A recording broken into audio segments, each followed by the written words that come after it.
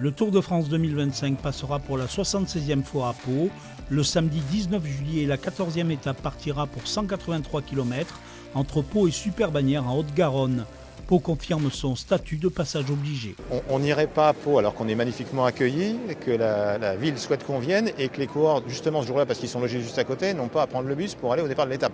Je trouve ça formidable. Donc merci infiniment à Pau. C'est la 76e, il y en aura bientôt une 77e. La grande étape en ligne des Pyrénées proposera aux coureurs 4950 mètres de dénivelé et 4 cols. Tourmalet, Aspin, puis Peilleresourde. La trilogie n'avait plus été empruntée depuis 2012, mais cette fois il faudra encore grimper au-dessus de Luchon jusqu'à Super-Bagnères. Satisfaction pour les Béarnais, le passage du Tour, c'est l'assurance d'une exposition médiatique unique.